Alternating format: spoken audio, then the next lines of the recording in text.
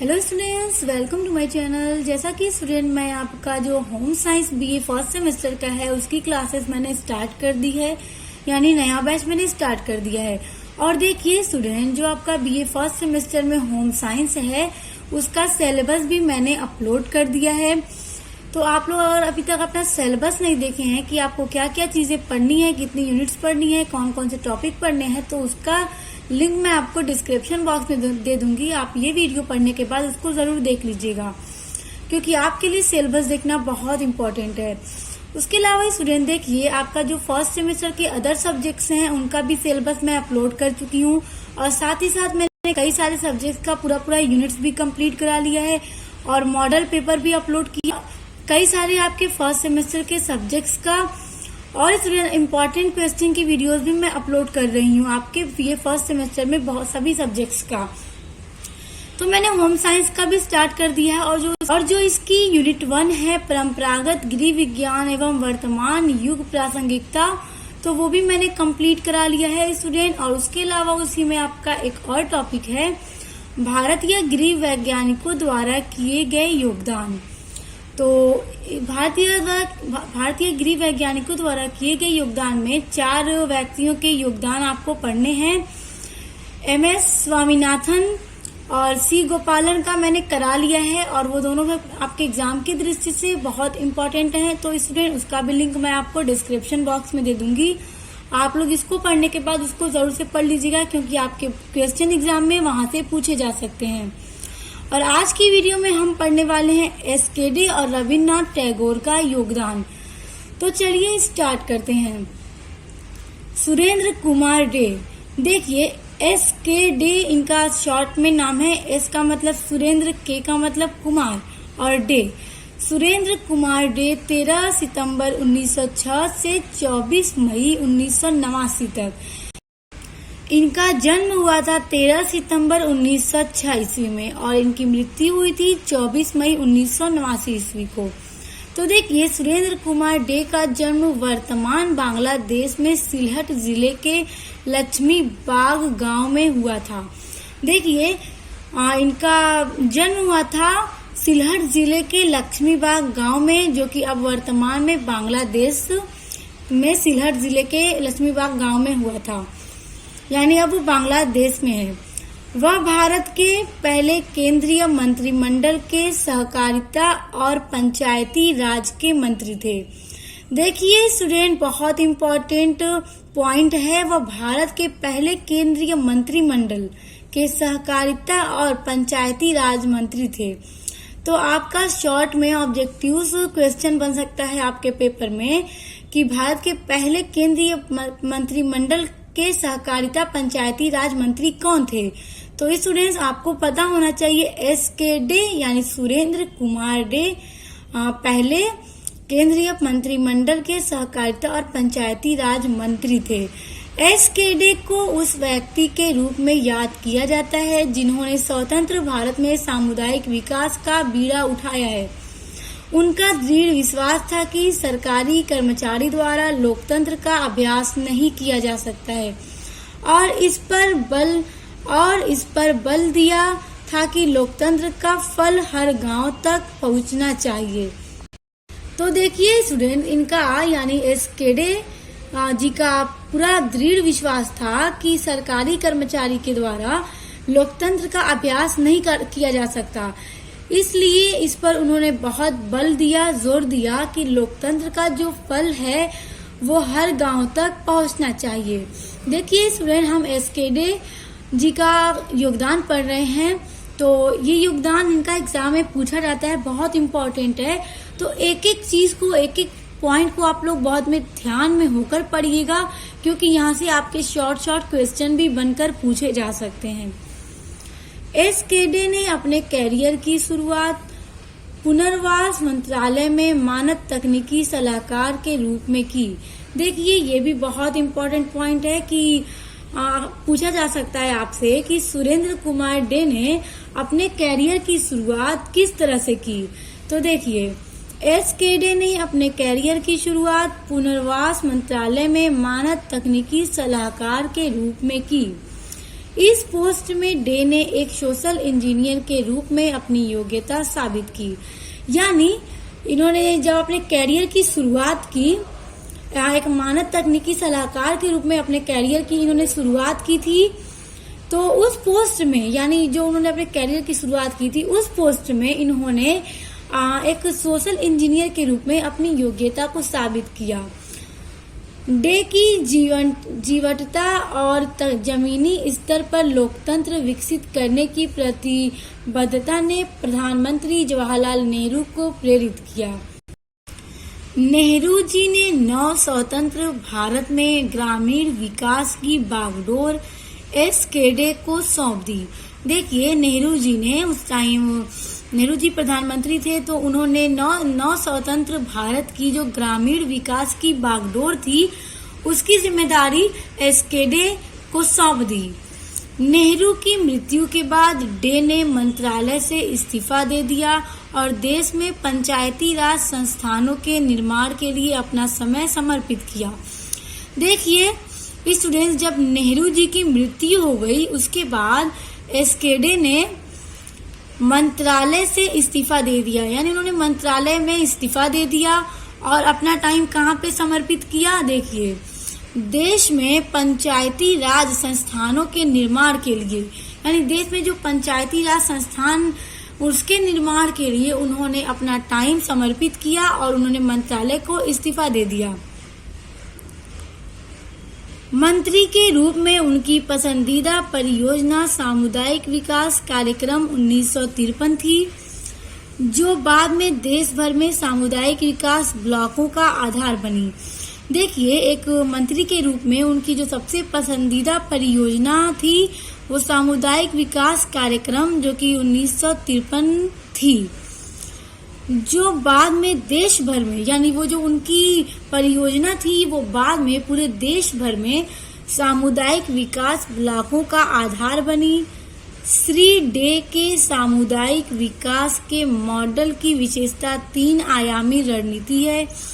देखिए स्टूडेंट, यहाँ पे श्री डे लिखा है, यानी कि श्री एसकेडे, शॉर्ट में यहाँ पे सिर्फ डे लिखा गया है।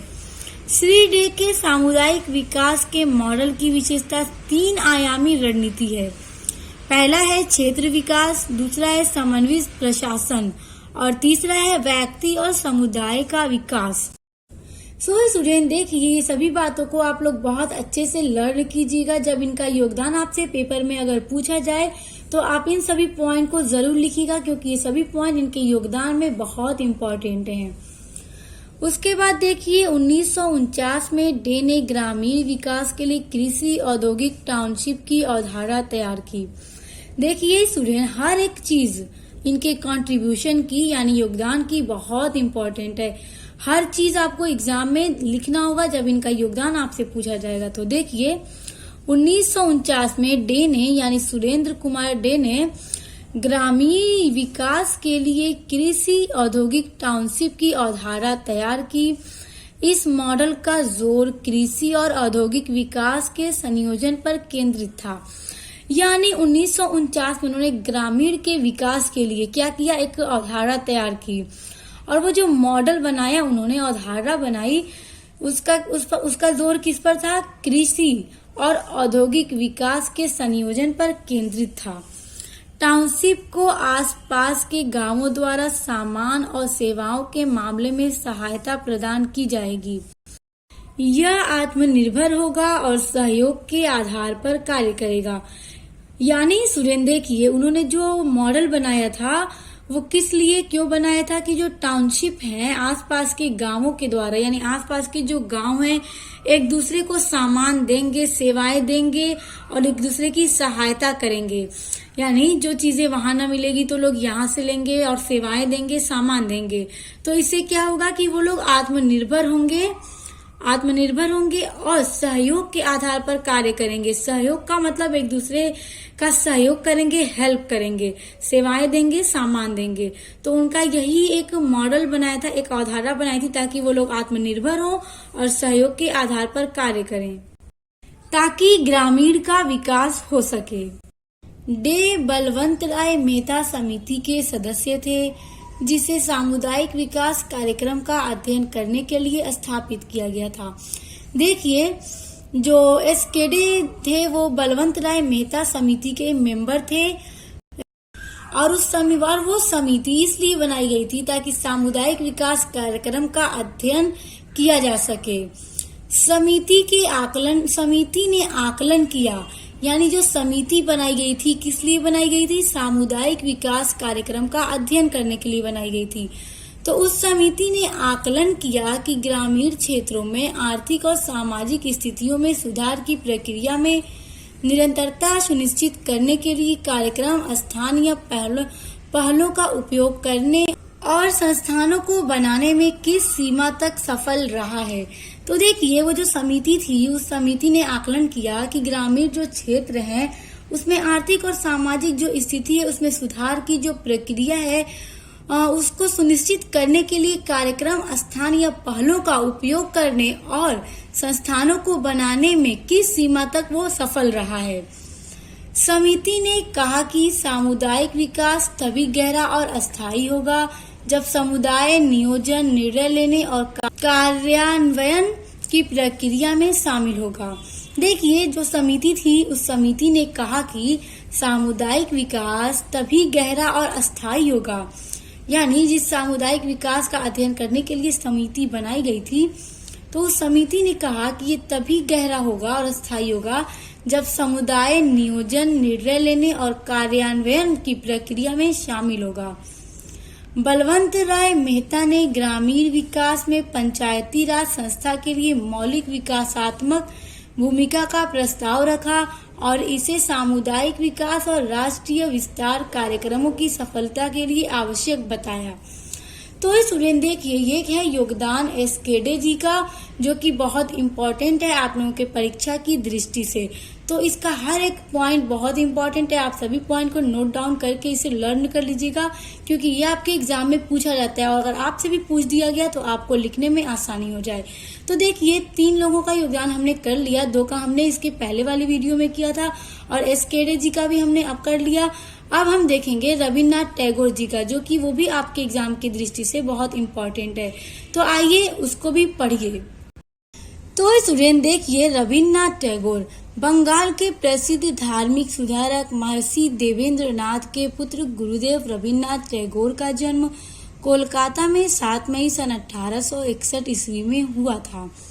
देखिए स्टूडेंट, आप लोग को पता होगा कि रविन्द्रनाथ टैगोर बंगाल के थे और बंगाल के प्रसिद्ध धार्मिक सुधारक महर्षि देवेंद्रनाथ के पुत्र थे।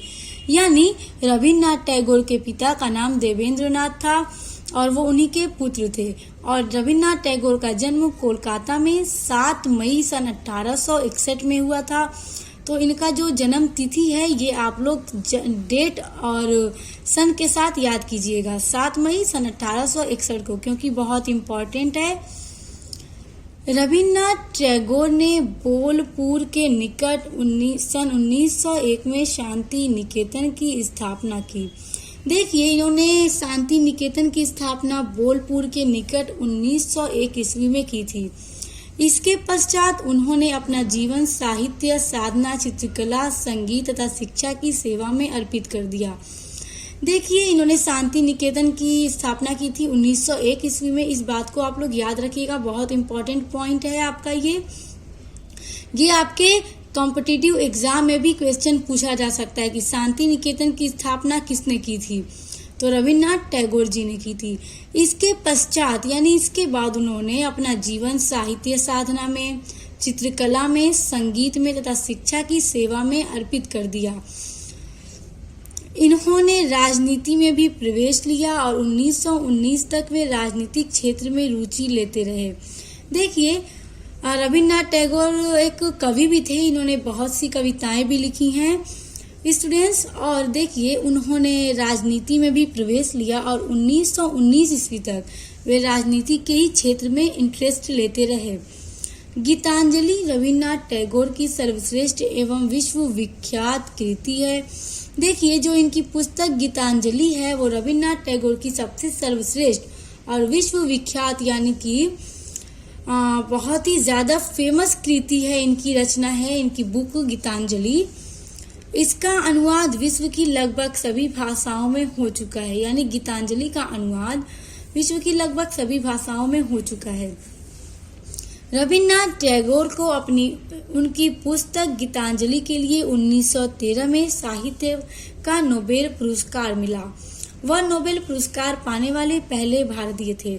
देखिए सुनिए, अब यहाँ से आपके इतने सारे क्वेश्चन बन रहे हैं, सभी एकदम शॉर्ट से क्वेश्चन और इम्पोर्टेंट हैं। जैसे देखिए कि पूछा जा सकता है कि रविन्द्रनाथ टैगोर की सबसे सर्वश्रेष्ठ और विश्वविख्यात कृति कौन सी है, तो क्या है, गीतांजलि है। इन सब बातों को देख के समझ कर पढ़ते हुए चलिएगा, क्योंकि ये सारे छोटे ऑब्जेक्टिव क्वेश्चन जो कि कभी भी आप कोई कॉम्पिटिटिव एग्जाम की तैयारी करेंगे तो उसमें आपसे सब पूछा जा सकता है। उसके बाद देखिए, रविन्द्रनाथ टैगोर को उनकी जो पुस्तक गीतांजलि है उसके लिए 1913 ईस्वी में साहित्य का नोबेल पुरस्कार दिया गया था। यानी इसको नोबेल पुरस्कार से सम्मानित किया गया था और वह नोबेल पुरस्कार पाने वाले पहले भारतीय थे। तो ये भी क्वेश्चन आपसे पूछा जा सकता है कि पहले नोबेल पुरस्कार पाने वाले पहले भारतीय कौन थे, तो कौन था, रविन्द्रनाथ टैगोर थे। टैगोर ने शिक्षा का अर्थ व्यापक अर्थ में लिया है। टैगोर के शब्दों में, यानी इन्होंने शिक्षा का अर्थ एक व्यापक अर्थ में बताया है कि सर्वोत्तम शिक्षा वही है जो संपूर्ण सृष्टि से हमारे जीवन को सामंजस्य स्थापित करती है। देखिए स्टूडेंट्स, रविन्द्रनाथ टैगोर ने शिक्षा में भी यानी एजुकेशन में भी बहुत ज्यादा योगदान दिया है। तो इसको समझिए, रविन्द्रनाथ टैगोर ने अपने शिक्षा दर्शन में ऐसे पाठ्यक्रम लिया है जो जीवन के सभी पक्षों का विकास करे। यानी स्टूडेंट देखिए, रविन्द्रनाथ टैगोर ने शिक्षा के क्षेत्र में बहुत ज्यादा योगदान दिया है और उन्होंने अपने शिक्षा के दर्शन में ऐसा पाठ्यक्रम लिया है, यानी ऐसा सब्जेक्ट और सिलेबस लिया है जो जीवन के सभी पक्षों को, यानी जो एक इंसान के लाइफ के जितने भी पक्ष हैं सबका विकास करे, सबको डेवलप करे। यानी एक मनुष्य एक साथ इतने सारे सब्जेक्ट पढ़ेगा, ऐसे जो इन्होंने बताया है कि पढ़ करके इंसान अपने जीवन के सभी पक्षों का विकास कर सकता है, अपने आप को डेवलप कर सकता है, अपनी लाइफ को डेवलप कर सकता है। उन्होंने इतिहास, विज्ञान, प्रकृति अध्ययन, भूगोल, साहित्य आदि पाठ्य विषय बनाया। देखिए उन्होंने जो पाठ्यक्रम लिया उसमें क्या है, इतिहास है, विज्ञान है, प्रकृति अध्ययन है, भूगोल है, साहित्य है। तो स्टूडेंट ये सभी सब्जेक्ट्स जो हैं आपके बीए में हैं, आप लोग पढ़ते भी हैं इसको। तो देखिए, एक आप हैं तो आप एक साथ में कई सारे सब्जेक्ट्स पढ़ते हैं, तो इससे क्या है कि अलग अलग सब्जेक्ट से आपको अलग अलग नॉलेज मिलती है, आप अलग अलग शिक्षा ग्रहण करते हैं। इससे क्या है कि आपकी जो लाइफ है, मनुष्य जो एक इंसान की लाइफ है उसके सभी पक्ष का डेवलपमेंट होगा। और नाटक, भ्रमण, बागवानी, क्षेत्रीय अध्ययन, प्रयोगशाला कार्य, भौतिक रचनाएं, संग्रहालय आदि क्रियाओं को साथ लिया। और देखिए उन्होंने उस सब सब्जेक्ट्स के साथ ही साथ नाटक, भ्रमण, बागवानी, क्षेत्रीय अध्ययन और प्रयोगशाला का जो कार्य है और भौतिक जो रचनाएं हैं, संग्रहालय आदि जो क्रियाएं हैं, उन सबको भी साथ में लिया। यानी इन सबको भी अपने सिलेबस में ऐड किया कि ये सभी चीजें जो है इंसान के जीवन के सभी पक्षों का क्या करेंगी, विकास करेंगी। खेल कूद और समाज सेवा आदि पर पर्याप्त बल दिया है। देखिए रविन्द्रनाथ टैगोर ने साथ ही साथ खेल कूद पर भी बल दिया है कि खेल कूद भी इंसान के जीवन में बहुत ज्यादा इम्पोर्टेंट है। और समाज सेवा पर भी इन्होंने बल दिया है और ये भी समाज सुधारक थे, समाज सेवक थे, इसलिए इन्होंने खेलकूद और समाज सेवा पर भी बहुत ज्यादा बल दिया है। टैगोर स्त्री शिक्षा के प्रबल समर्थक थे। देखिए टैगोर महिलाओं की जो शिक्षा है उसके समर्थक थे, यानी इनका मानना था कि स्त्रियों को भी शिक्षा लेनी चाहिए, वो उनका समर्थक करते थे।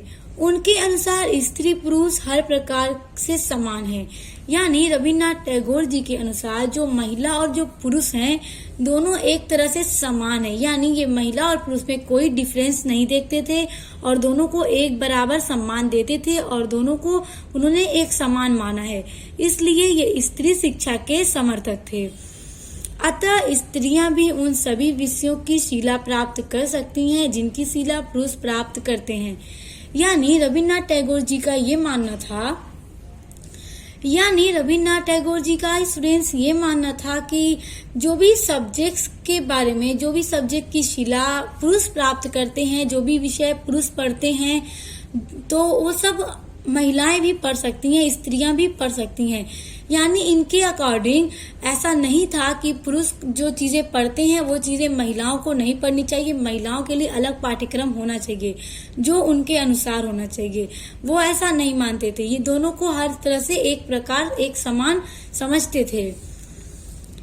यही कारण है कि टैगोर बालिकाओं के लिए अलग से पाठ्यक्रम के निर्धारण के पक्ष में नहीं थे। देखिए, इन्होंने औरतों यानी स्त्री और पुरुष में कोई डिफरेंस नहीं देखा, दोनों को बराबर समझा। इसलिए टैगोर बालिकाओं के लिए जो अलग से पाठ्यक्रम निर्धारण करने का जो पक्ष था उसके खिलाफ थे। यानी ये बालिकाओं के लिए अलग से पाठ्यक्रम यानी सिलेबस और सब्जेक्ट्स निर्धारण करने के लिए, बनाने के लिए उस पक्ष में नहीं थे। यानी इनका ये मानना था कि जो चीजें, जो विषय, जो पाठ्यक्रम पुरुष पढ़ते हैं वही महिलाएं भी पढ़ेंगी। दोनों के लिए अलग अलग पाठ्यक्रम नहीं होना चाहिए, क्योंकि इनके अनुसार दोनों एक बराबर हैं। परंतु उनके अनुसार बालिकाओं के लिए गृह विज्ञान का अध्ययन अनिवार्य होना चाहिए। लेकिन देखिए, रविन्द्रनाथ टैगोर जी के अनुसार ये भी एक चीज है कि उन्होंने बालिकाओं के लिए यानी लड़कियों के लिए गृह विज्ञान का अध्ययन अनिवार्य बताया है कि गृह विज्ञान का अध्ययन बालिकाओं के लिए बहुत ज्यादा इम्पोर्टेंट है, उनको गृह विज्ञान का अध्ययन करना चाहिए।